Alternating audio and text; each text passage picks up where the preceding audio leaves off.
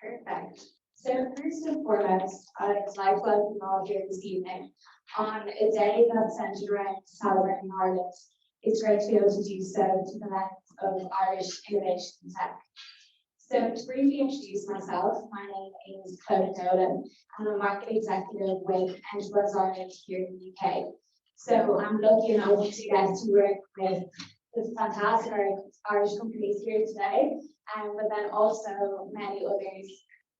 And, assisting them in their market strategy over here in the UK, which is brilliant. So for those who are unaware, Enterprise Ireland is the Irish government's trade and innovation agency facilitating the development of Irish enterprises in global markets. So we really have a large and varied portfolio of clients that range from innovative startups to global brands, all really pushing the needle in their respective sectors. So before we begin, I'd like to thank our host, BT, who have kindly allowed us to use the fantastic group that you're sitting here today, and more specifically Jack Stenson from BT and Digital Irish, who's worked alongside me in organising this event. And so I will pass it on to Jack, who will say a few words. Hi everybody, delighted to have everyone here today. So my name is Jack Stenson, I'm on the board of Digital Irish. For those of you who probably haven't heard of what we do, we began in New York almost 10 years ago as a non-profit which shines a spotlight on Irish-led innovation and helps connect Irish startups to originally the US tech ecosystem. And beginning in 2019, we started trying to do it over here as well, hosting events.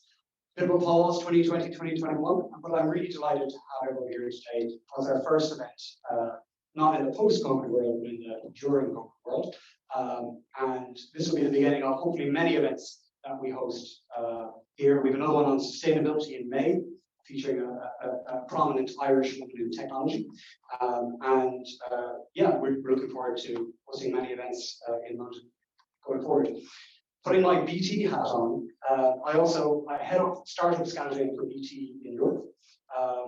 BT is not known as a tech company. We're not known as a VC or an incubator, but that's very much what we want to become.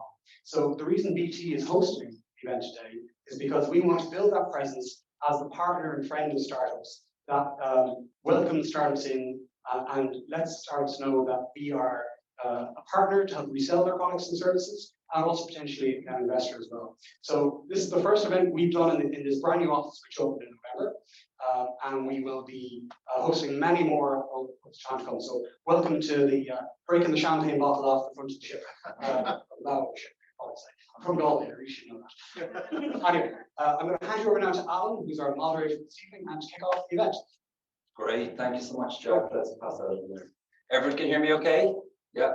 Thanks. I'm Alan Gleeson, and I'll be moderating today. So what we'll do is we'll have a quick introduction and then a number of questions, and at the end we're happy to take questions from the floor. But I know we're fighting against pints of Guinness in a local pub, right? So we might be pretty succinct today. But anyway, Denise, I might start with you. If you could just give a brief introduction.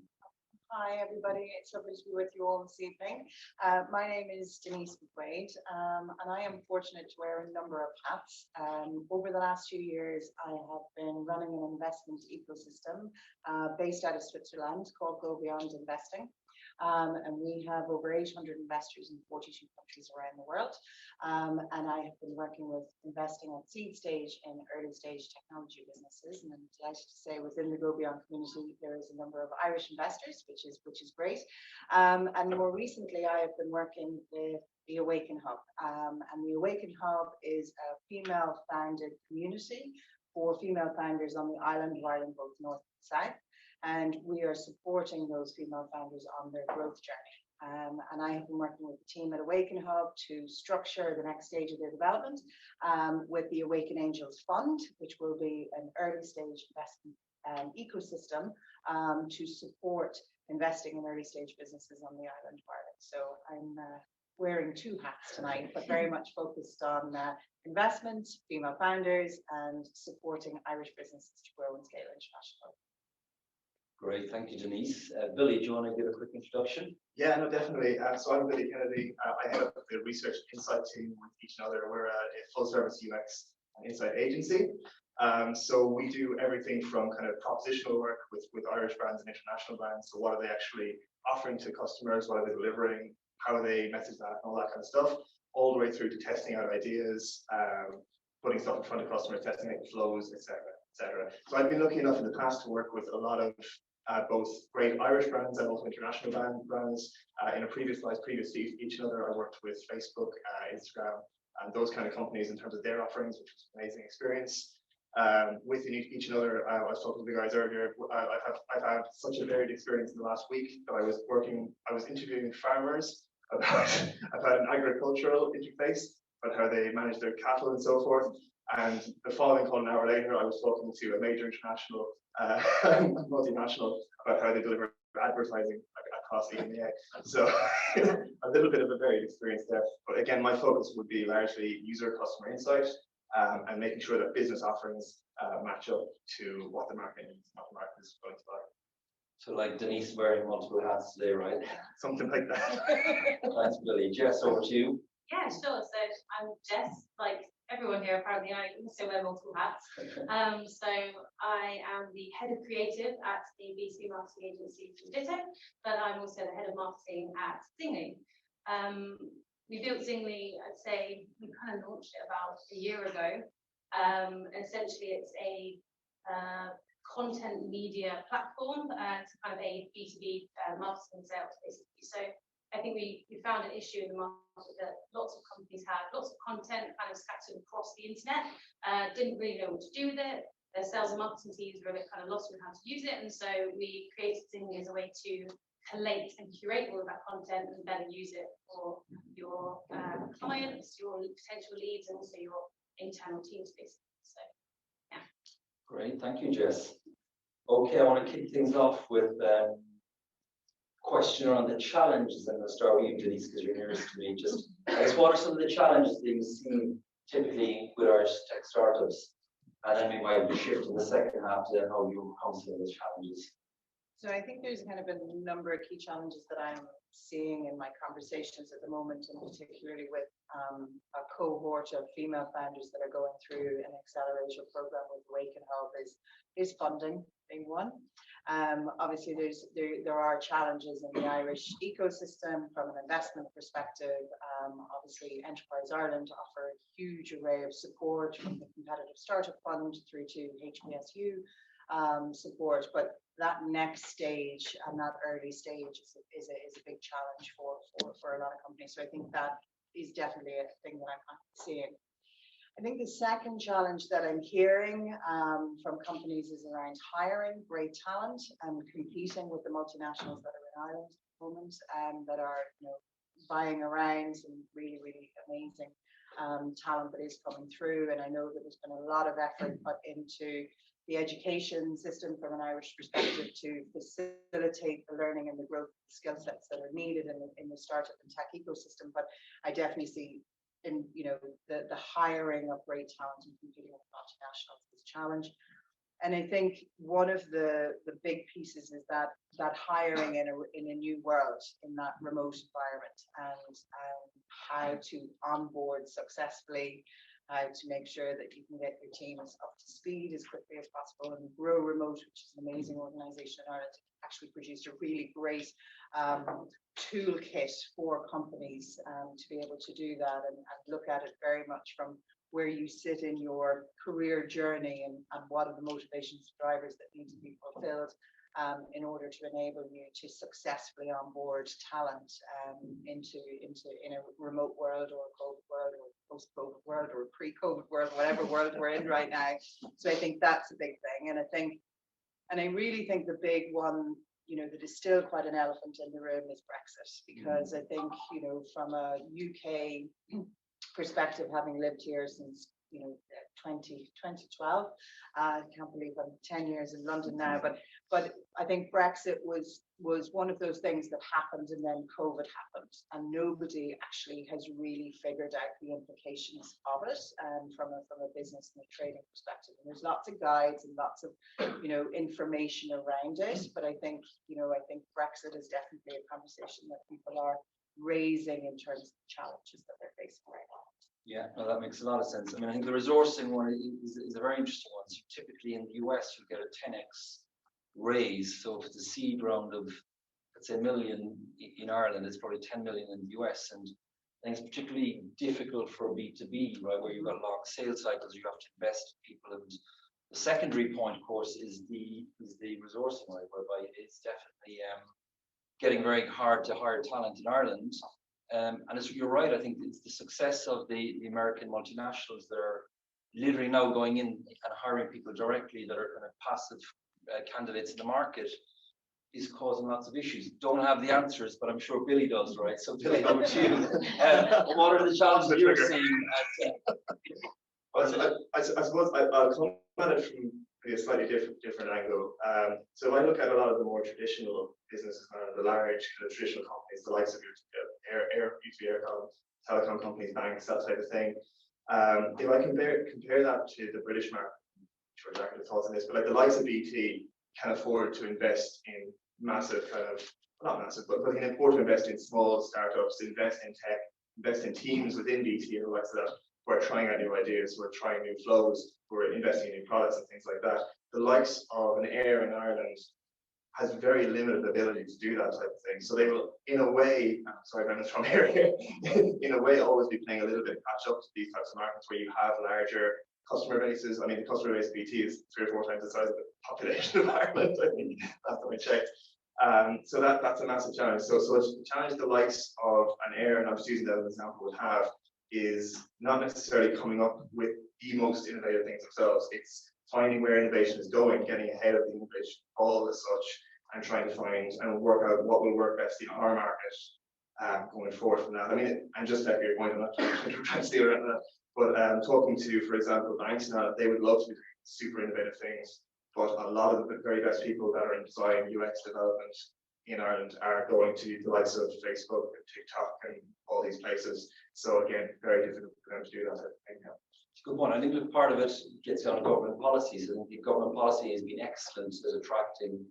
I know it's Enterprise Ireland largely here tonight, but IDA in particular has been, really effective at bringing in, these major multinationals. And of course, that it's almost reached the point whereby it's becoming a problem. We're almost in balance now. EI will have a different view because clearly EI do great work in terms of supporting Indigenous companies, but I think this resourcing piece, this funding piece, this hiring piece, is all problematic. The flip side, I'd say, is that being the only English-speaking country in the European Union now, and the fact that we're so open as an economy, gives a lot of hope, right? I mean, if you're a software company and you do a SaaS business, you're thinking internationally from the get-go, right? Because the domestic market's too small. So I think that's the kind of plus side of being able to be innovative and sort of, address a global market.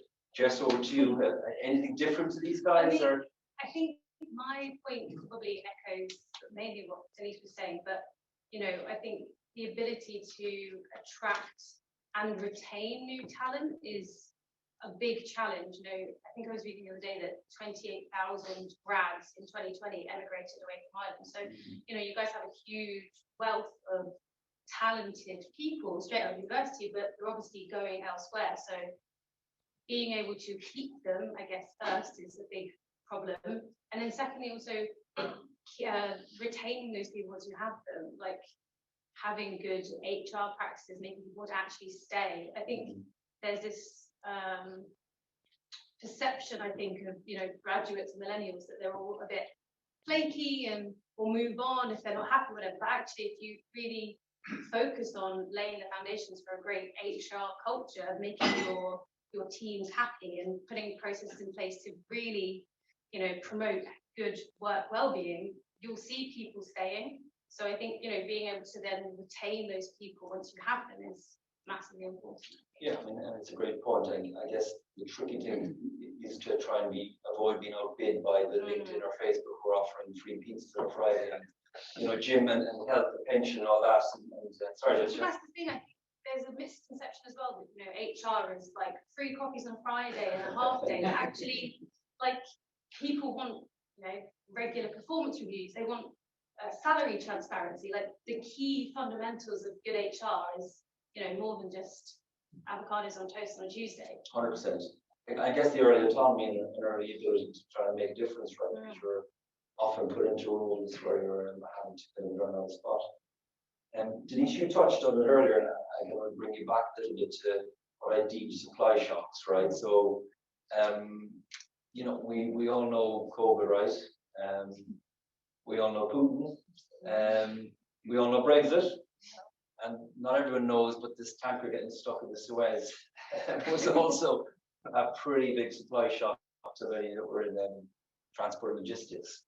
So I guess I'd be keen to understand from all of you, you know, what are the things to kind of, what are the coping mechanisms that, you know, you've given them as advice to try and help startups and tech companies cope with what seems to be a never-ending cycle of supply shocks. Yeah, I mean, it's definitely some of the challenges that businesses have been faced over the last number of years, and particularly a number that were fundraising just before Christmas and early into the new year, and then all of a sudden their investor base got nervous and they were due to close funding rounds, and then the term sheets came off the table. So there's been a real challenge for a lot of businesses.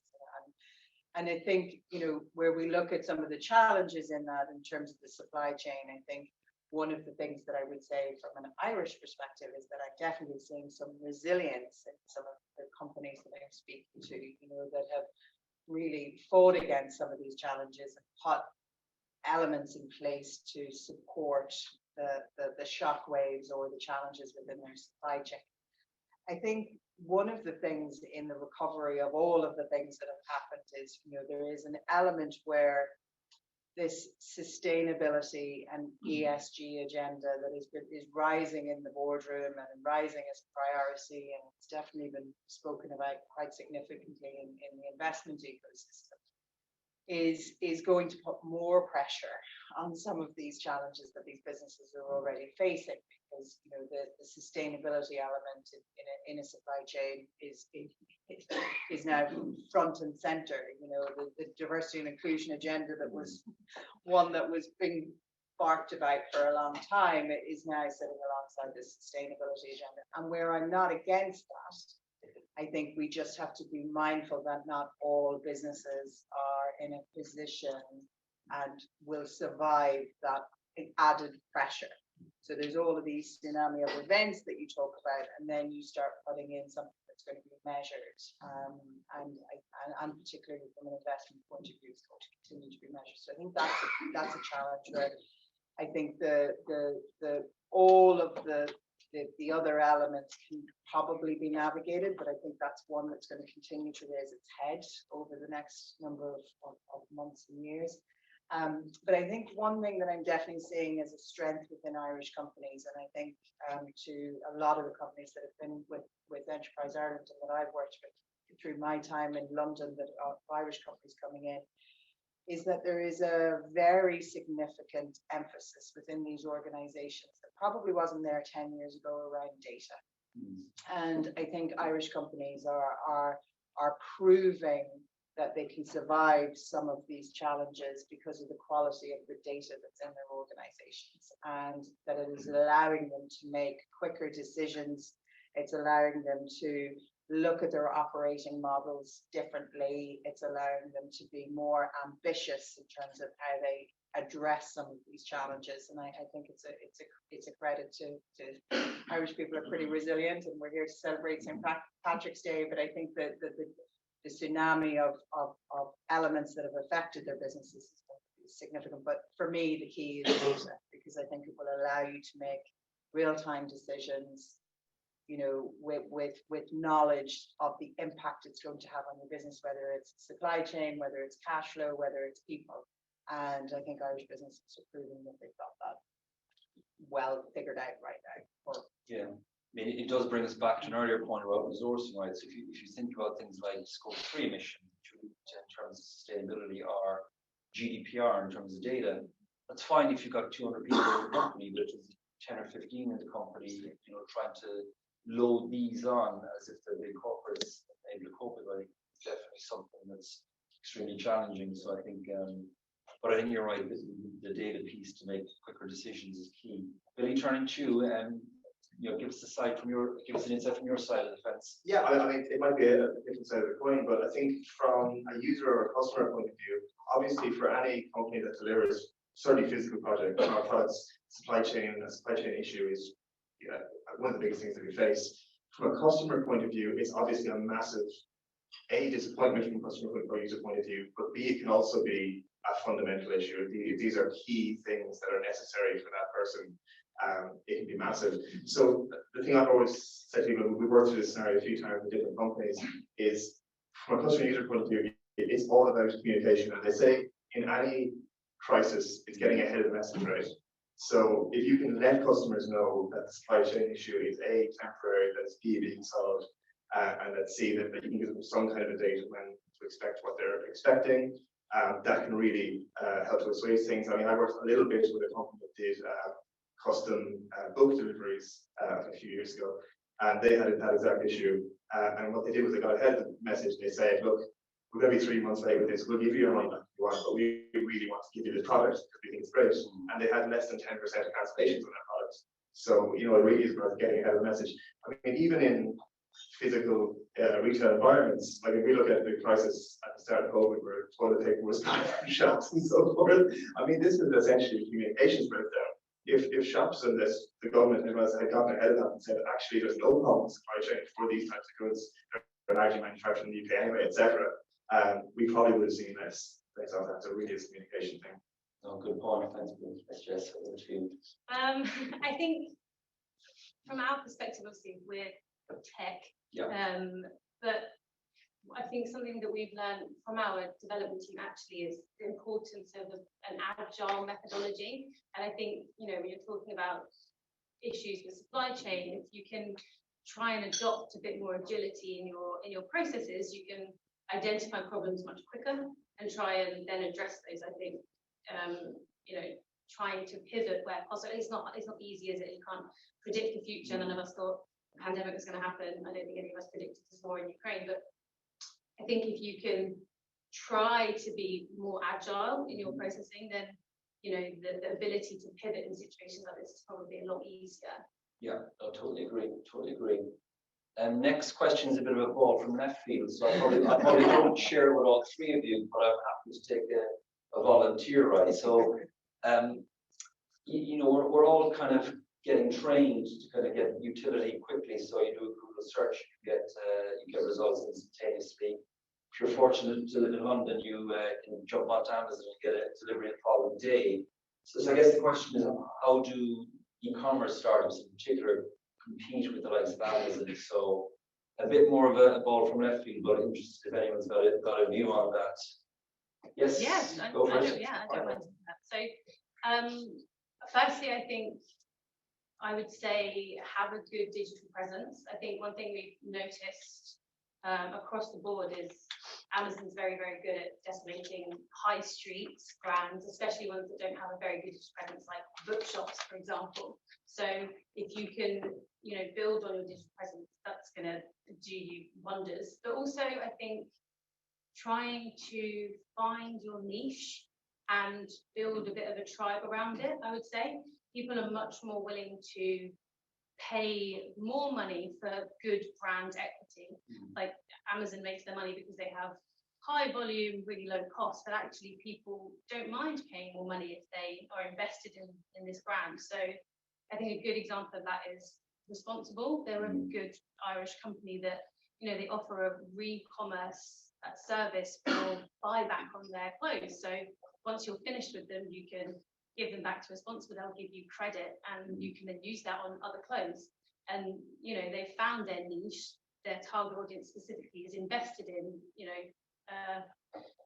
responsible clothing and the effect on the environment. They found the niche and they've built on it, and they've obviously built a very big following around it. So don't be afraid to find that very tiny thing that makes you unique and then grow your following around that, I would say. Yeah, I guess it goes into them as consumers. We've all got a responsibility too, right? If we just keep going for prime delivery, the high street, we're essentially accelerating the high street. So part of it is, I guess, just going out and consuming locally, right? Yeah, I think it's interesting in looking at e-commerce businesses in terms of, it's back to what Jess is saying, be the brand and build the brand, right?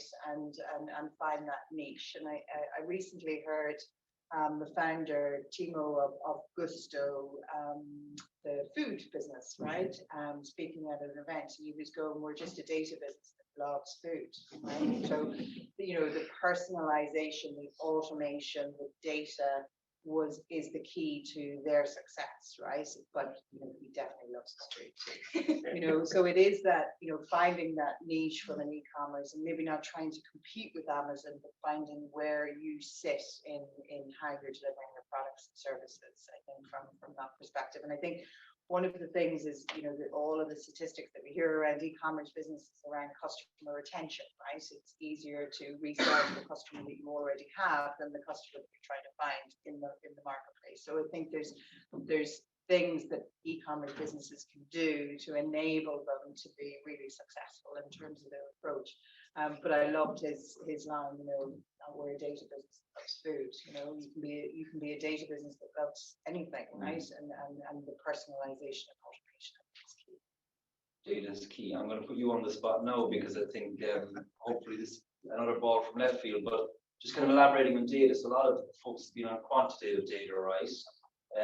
Given your role in the design agency, how do you bring qualitative data into the mix to make sure that you're kind of getting both sides of the story, particularly for smaller businesses that might not have the big budgets to kind of, the Procter & Gamble's and Unilever's might have. So. Well, actually, in some ways, smaller businesses are in a fairly ideal situation with regards to qualitative data, because a lot of the work I get hired to do is by large businesses who can't talk to their customers. Yeah. They simply can't. Smaller businesses, you'll tend to find that they are talking to their customers on a fairly regular basis. Now, I would argue, I'd put bias here, I would argue that there's value in someone independent talking to your customers rather than yourself. But any contact with your customers is better than no contact with your customers, for sure. But I think beyond that, there's different types of qualitative insight, and there's different aims for them and different uses for them. So one of the first things I would say to any kind of small business, and I've done this with Irish Business and International, is to deeply try to understand who your target consumer is. And what I mean by that is not just the demographics. Someone sent me something the other day that said Ozzy Osbourne and Prince Charles have the exact same demographics. It doesn't mean they're the same user. They're born in the same year, in the same place, all that kind of stuff. But understanding your user means what are the motivations they have, what are the driving forces they have, and what that allows small businesses and large businesses, but small businesses in particular, to do is to grow out their market and to see where does that behavior lie outside of what I currently deliver. And there's lots of ways that people can do that at a low budget or even for free. Like, I know I've worked with a lot of small businesses in Ireland where we did a kind of a guerrilla research approach, where you literally just kind of get in touch with people that you've either done business with before, or friends and family of those people, or whatever it would be, and through a structured approach, gather that feedback, put it into the likes of customer journeys, personas, build that out in something that you can actually measure and track, KPIs and so forth. And you have, in many ways, a ready-made strategy there for growth. So it's fantastic. That's a great point. There's one client I had, I think you know, but I won't name him here now, but he burnt out 2 iPhones talking so much. Because he was the same point, he was resource constrained, and there was a real obsession on understanding the needs of the customer. And he used to get on, particularly with American clients, and they were hearing this weird accent that they'd never come across before. And that was one of the kind of paths to success, was he was just, a dog and a bone. I'm going chatting to users to understand their pains, to understand their motivations. And their real success. He didn't have the budget to use an agency, but it was very, very effective. And just really quickly to add to that, I suppose the value of qualitative is A, it's easy-ish for small businesses to do, but B, it will give you something that quantitative really struggles with, which is why.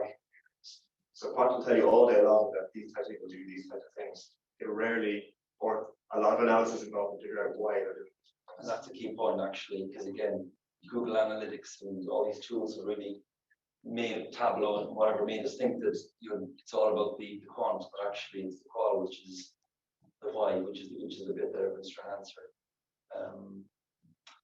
Another one sort of gone on a rabbit hole, but it came up earlier, and I thought I'd ask you guys.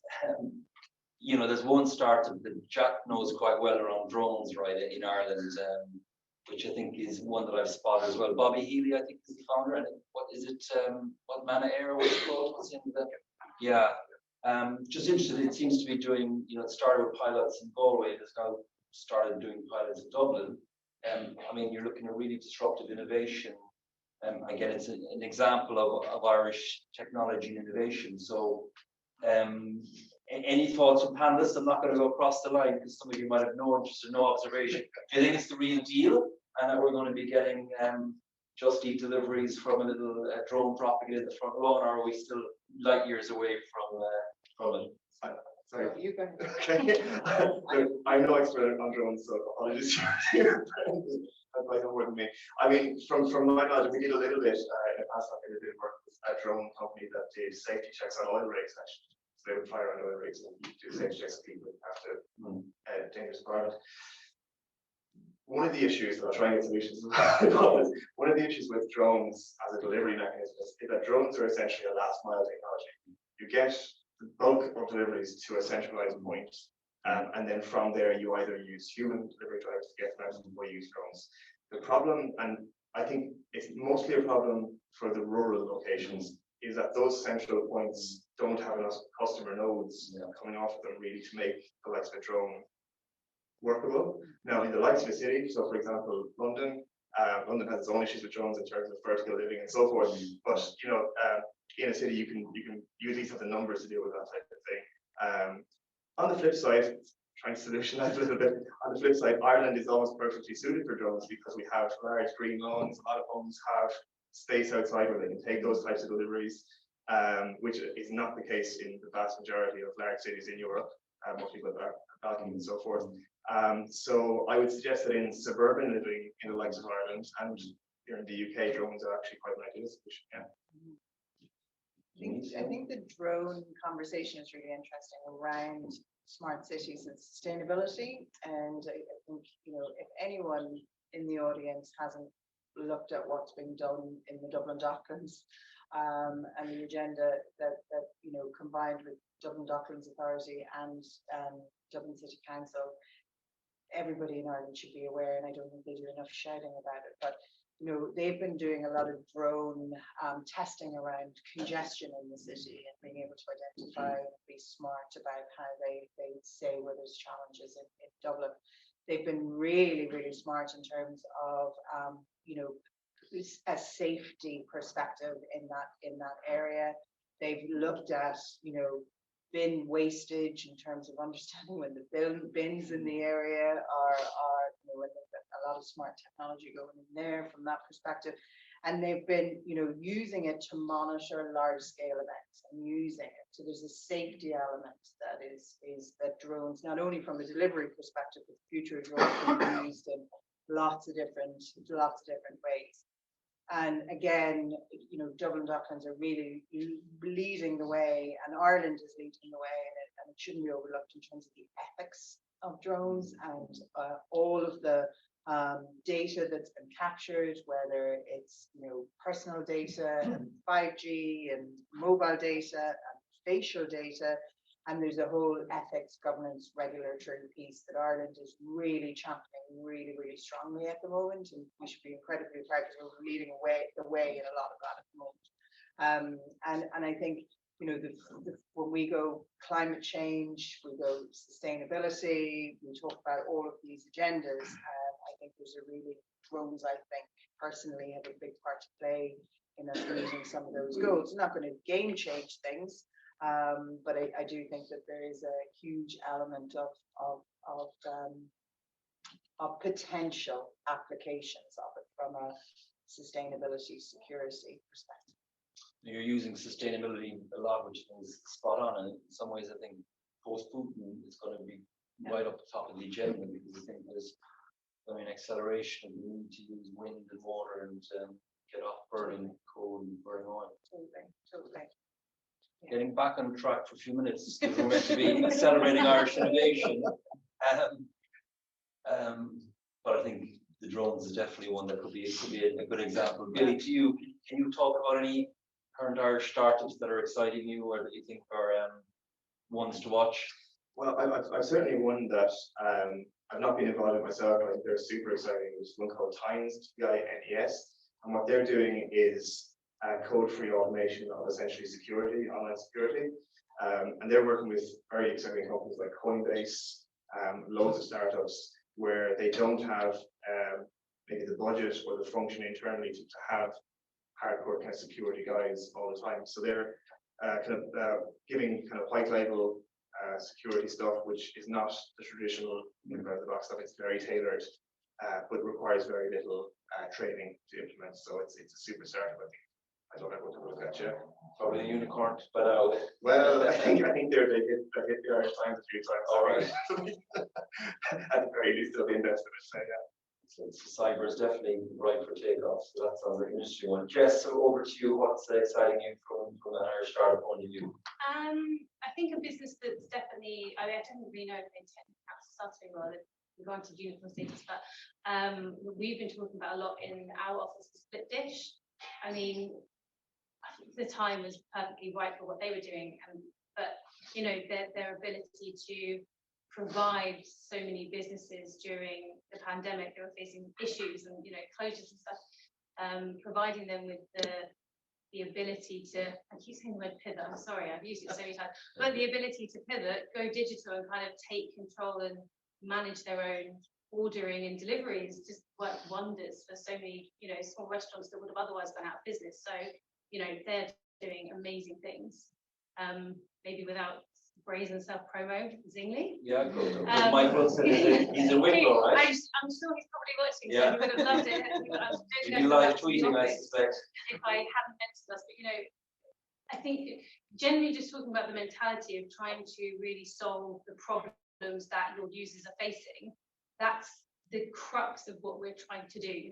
Like I said at the beginning, but before we founded Zingly, I was still am really, but worked for Ditto as a part of the B2B marketing agency, and we found so many problems that our clients were facing, we were facing as well, with all of the content that we were creating scattered across the internet, and being able to then create our own platform to try and help solve that, not just for ourselves, but for our clients, has been game-changing, I think. So yeah, us. Definitely want to watch. Denise, obviously you was a tremendous supporter of female entrepreneurs in Ireland, particularly through Awaken Hub with Mary, Sinead and others. But any startups that you've come across in the last couple of years that are worth talking about? Yeah, I mean, I'm very fortunate through the Awaken Hub community to see, a lot of female founders, 51 female founders going through an accelerator program at the moment, which is amazing. So I'm going to give you one male and one female, just so that I don't completely focus on the female agenda. So I've been really impressed with a company called Cubby, which I have only recently met, and an amazing founder, David, who is Kilshima in Mayo. So and they have created what one would describe as a sensory room. And they're deploying them into schools for neurodivergent kids. So as opposed to it being seen as that a neurodivergent child has is a disruption to the class, it's an interruption to the class, and they go into the cubby for 5, 10, 15 minutes, depending on the sensory process that they have to go through to take them back down, go back into the class. So it's changing the dynamic in education around neurodivergent kids, but also it's a real challenge because we need all of those neurodivergent individuals to get through the education system and to become the brilliant people that we know that are working in tech today. So David and his team have created pretty significant infrastructure to be able to do that from a sensory perspective. Okay, so I'm quite passionate about that one. How do you spell it, Is Cubbii. Okay. So Cubby. And they are an Enterprise Ireland client, I believe. But yeah, they have one that is on my radar. And then I have to be honest again, I'm in the education space. We have a brilliant female founder going through the She Generate program with Awaken Hub, who is numeracy, who is changing the way maths is taught in primary schools to enable children to really go back to basics. And I say that, and I don't mean to be disrespectful to what she's developing, but it's taking back the abacus into the classroom and really making sure that that mathematical mindset is in children. So I know they're both in the child space, and I stand here with no children, so I'm not sure why both of them are so passionate for me, but I just think we have a responsibility from a talent perspective in the tech world to make sure that both of these skill sets are developed and not seen as a disruption or not nurtured within some talented kids. I think great examples from everybody. I think it's also a reminder that innovation can be, be quite niche, can be quite obscure, but these markets now are growing and more sizable, which means it makes them very attractive. Conscious of time, so we've got a few more minutes, Jack. Is that okay? Claudia? Yeah. Feel free by all means to hit the bar while we're continuing. I don't want to be keeping you from drinks, so feel free definitely to go back and get a drink in the last few minutes. We will go to the floor then for questions just to wrap up the evening. And then Jack will be back up here because I do need him to give us a pub location for afterwards, because it wouldn't be an Irish event without where we're going afterwards. That's always the key, right? And you've got to be really precise with directions, Jack, yeah? Yeah, so you've got plenty of time to look that up. Denise, I'm going to come back to you for a second, if you don't mind.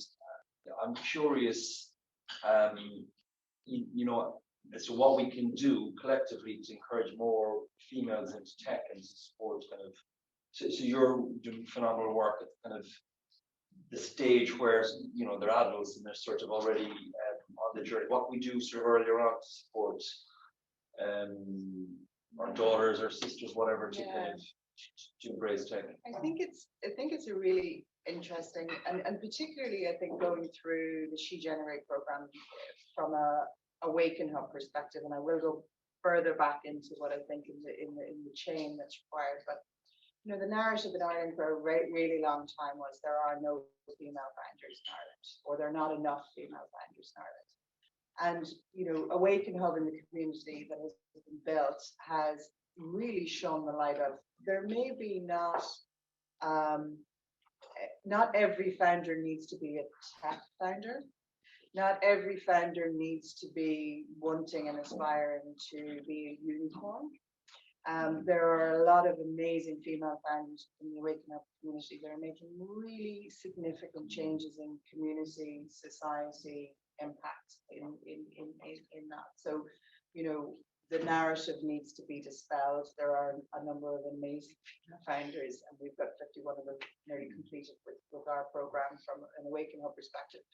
But I think the piece and the one thing that I saw over the last fortnight, which really inspired me actually, was that Innovate UK have put in blue plaques into schools where there have been successful founders, not just men, not just female, but men and women. We have to get the conversation moving back into the workplace around or into schools around entrepreneurship, because you can't be what you can't see. But if kids were seeing these blue plaques on the wall that your founder, that of the product that you buy, or the influencer that you watch on TikTok was in this school, and we started that conversation much earlier. I think in the education system, definitely focus on STEM still needs huge attention, and it needs huge attention globally. It's not just an Irish challenge, but definitely getting the founding journey back into the school and encouraging as many founders to go back in and talk to these young individuals, I think is really important. Yeah, totally agree. I think there is quite again, more in the UK, more so than Ireland, there's a number of bodies, STEMX, I don't know if you ever come across those that are, to your example, they're going back into schools, trying to advocate for females getting involved in STEM. Totally, and we ran an event which was really quite interesting, called Next Gen. And we took 3 under 16 founders to talk to our more mature founder, and not that a lot of our community is that mature from a founding perspective.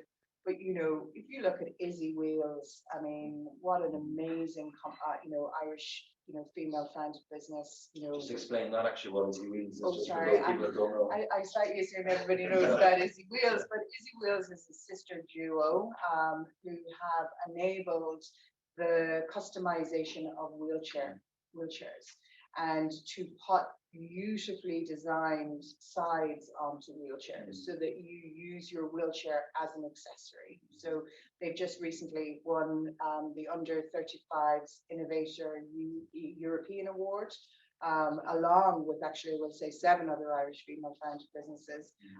But they have signed with Walt Disney. So if you're a 4-year-old kid and you want your frozen sides on your wheelchair, it's making your wheelchair feel more accessible and not as it's not a disability. You may be disabled, but you can use your wheelchair as an accessory. And they've done a phenomenal job. But we brought Izzy Wheels back, and we brought 2 other companies. One that has founded a business in the courseware industry, and she's at school. She did it in her transition year. She's actually sold into the US. And we took them back to speak to the more mature founders, and it was just amazing, because then we ended up with this whole group of mother and daughter, or aunt and niece, coming on to the event that night with us, and it was inspiring the next generation. So I think there's a responsibility for all of us to try and be what those kids can see right now.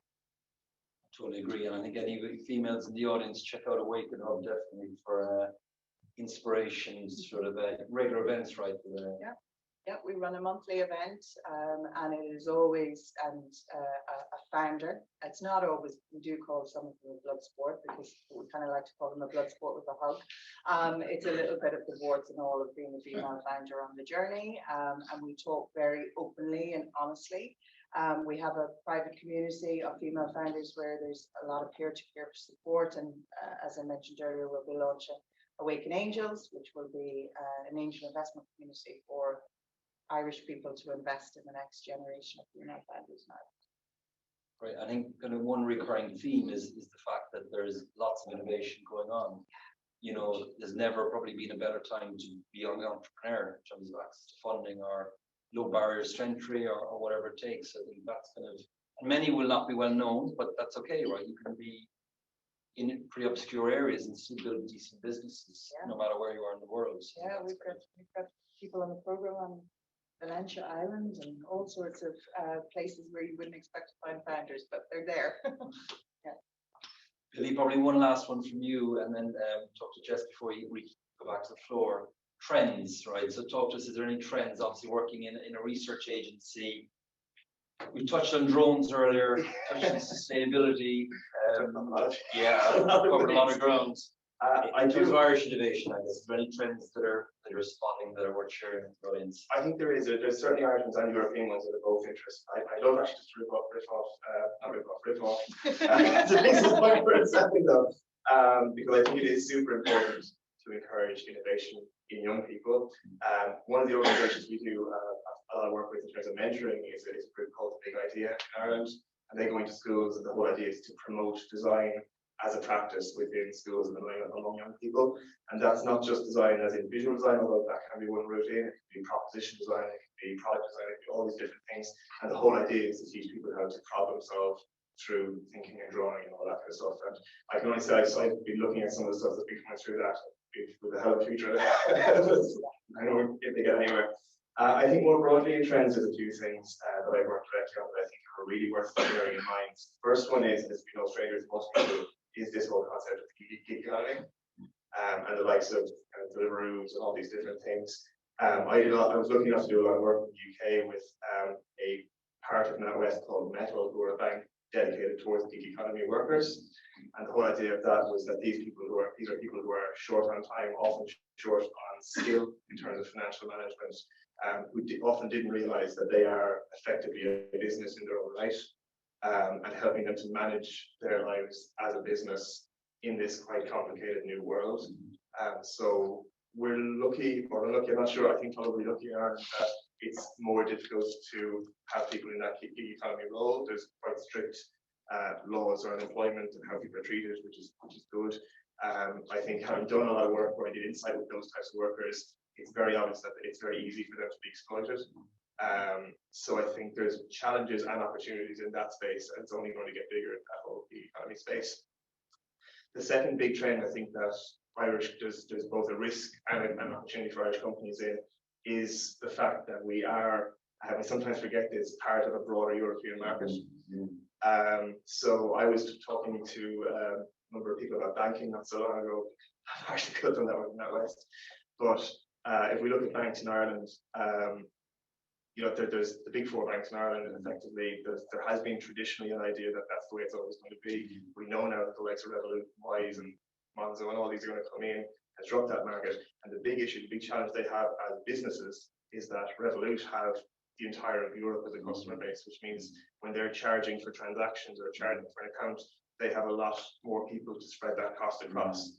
So there's an opportunity here for financial services in Ireland to think on a more European level, and for startups in Ireland to think about finances as a Europe-wide thing. The risk is that these companies will come in and will devour the market if we're not careful. So I think there's probably a good thing wearing my economist hat for a second, right? So trying to get a mortgage in Ireland, I'm sure is difficult. So particularly when you see interest rates being offered in France and Spain, which are much lower, right? And you're thinking, okay, we're all Eurozone, what's going on here? So, one last one for you, Jess. I was intrigued on your website. I was looking at earlier about this notion of no code, low code. You could be getting into a very niche area here, but maybe give the audience 2 minutes as to what context that is and why it's important. Yeah, sure. So, I mean, I think the premise behind low code, no code movement is essentially to put the control into the hands of people that otherwise might not have developed skills, right? So if I use Zingy as an example, we love audience participation.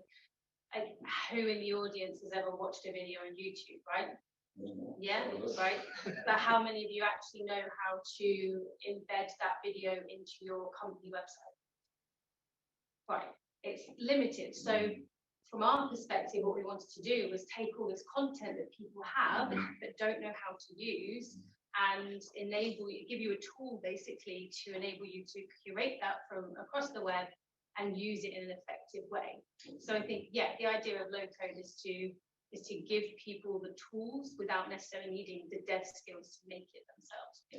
I think Stripe would be one of the early examples of that, where they recognized actually, I think they probably didn't work for developers initially, but it was trying to be as straightforward as possible. Yeah, essentially the idea, I think, is to problem solve to the most finite degree and do all of that thinking for the people that will eventually be using these tools. Great, thank you. Okay, happy to turn it over from the audience. So we're going to start at the back. If you can just say your name and then you can either direct it to someone specific in the audience or it's a general question. Sure. My name is Doshi.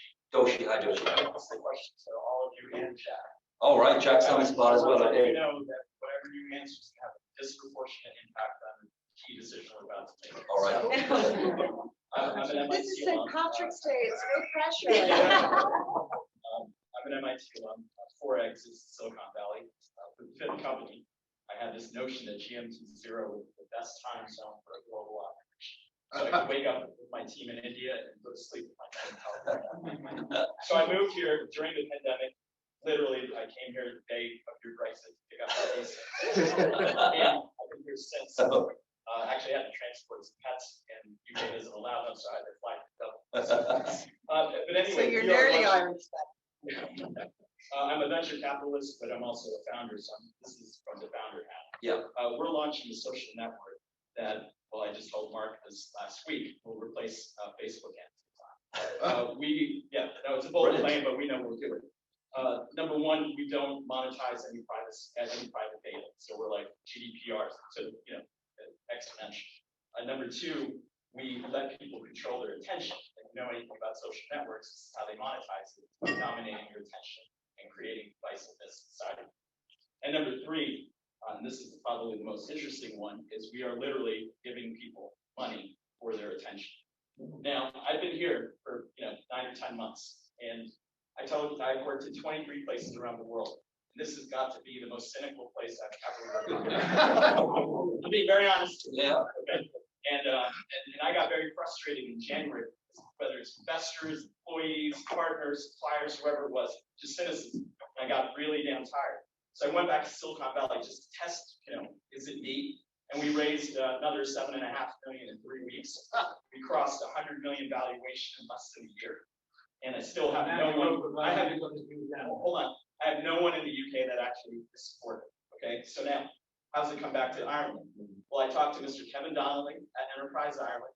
He said, brother, why don't you just come here to Dublin? And that's what we are actively considering doing, which is shifting. We have an office in Canary Wharf and Covent Garden and making Dublin our European headquarters instead of the UK.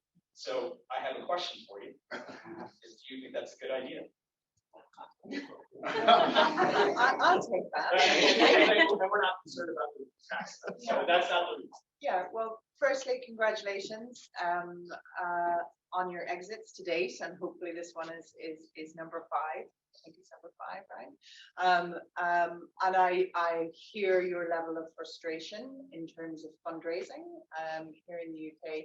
We don't do really well in January and February, either in Ireland or in the UK from a weather perspective. Fundraising doesn't happen that UK, and I don't really be flippant about that, but we don't. So the sun shines in Silicon Valley, so I'm pleased to hear that you had a successful raise. So I think there are 2 considerations for you. I live in London, so this is, and I have been here, and I called London very much my home. But like yourself, I've lived in multiple countries. If you, the thing that you will get in Ireland that you won't get here is community, and I say that very sincerely. For a business, if you want to be wrapped around and have best support from a community perspective as a scaling business, you should go to Ireland. If your business has a requirement to have a presence in one of the largest cities, one of the most prominent cities from a tech perspective, well then you don't. So go to Dublin. I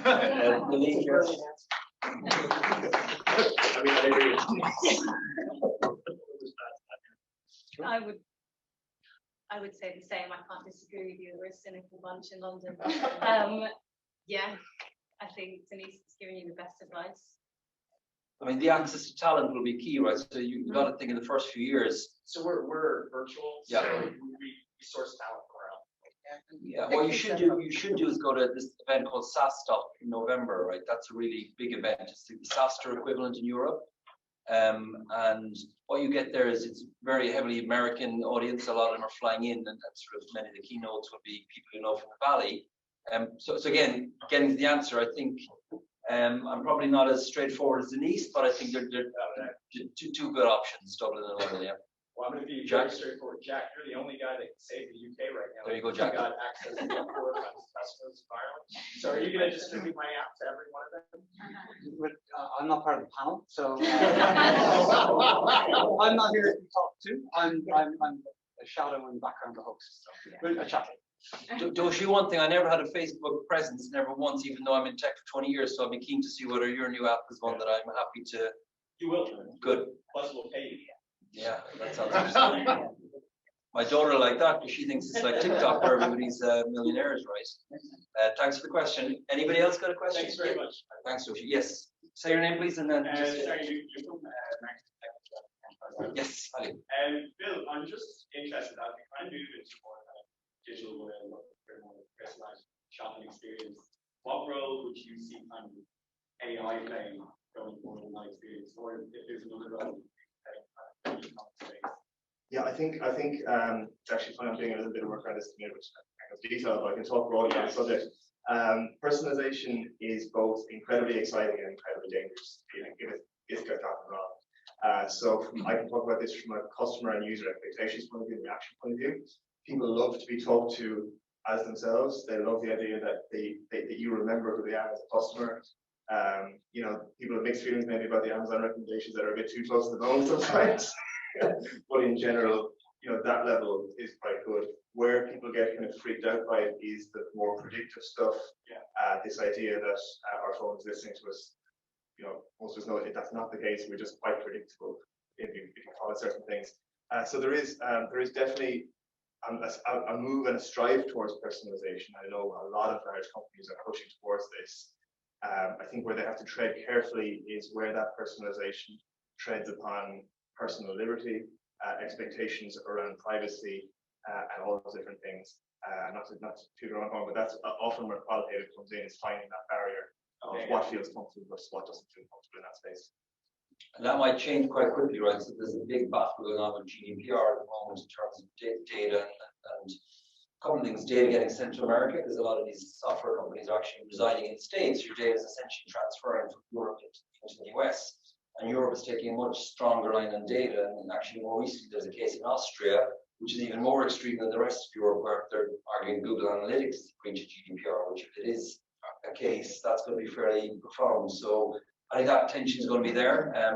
The kind of inherent fact that if you're trying to personalize, you're having to scrape data, and some of it can be, of course, erroneous, right? My kids use my devices, which mean the footprint that's left on my devices are kind of means I get served all sorts of crazy things. Harry Kane's greatest goals are constantly showing up on YouTube on the right hand side. So I can't go on corporate screen shares with YouTube anymore. That is okay. So listen, just want to thank Jack and Clodagh for hosting us tonight. I'm not going to let Jack off the hook in terms of the pub for afterwards. But could you all give a big round of applause for?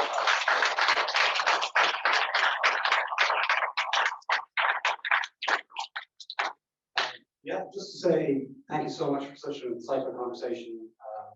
There's some really interesting points there, and I feel a bit inspired about the future for startups, Irish startups, and startups in general.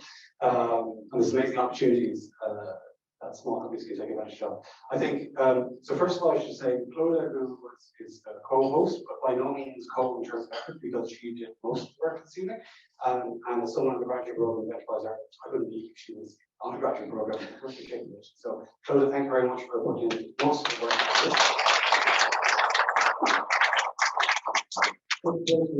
Shame my grad program in Accenture, back in Dublin. But anyway, the other keynote, I think one word I heard a few times, especially towards the end, was community, and how London is a lax community. I joined the board of Digital Irish in New York when I was there in 2019, and I was just blown away by the community. We've all seen Saoirse and Brooklyn helping each other on the boat, that type of thing. Seen them. But in New York, like literally people in a bar and say, I'm just off the boat, I have an accounting degree, I don't know where to go next. And someone on the other side of the bar hears, oh, I know like an easy guy, you have a job on Monday. That's a ridiculous scenario, which shouldn't happen probably from a recruitment point of view. But there's just an atmosphere and sense of community in New York that we should try and replicate here, whether you're Irish or not, whether you just be random acts of kindness, generosity, and building community. You're all in the tech community, so that's the one thing we all have in common here. So let's all big little commitment to try and help build a community. My commitment, my promise is to host more of these events at BT and spend their money on it and bring more and just get startups at the very least a fun night. Speaking of, I'm not off the hook and that's to tell you where we're going. So as we leave the building in BT, well, first of all, there's a lot of booze back there. If you don't drink it, it's one in my fridge. I'll have tomorrow. But if we go right out of the door and then the second right, a white swan is kind of at the back of the building, one street over. And there's a nice moment there. So finish this off, then we'll go there. But right now, thank you very much, Alan, for moderation, Denise, Billy, Jess, and Clodagh as well.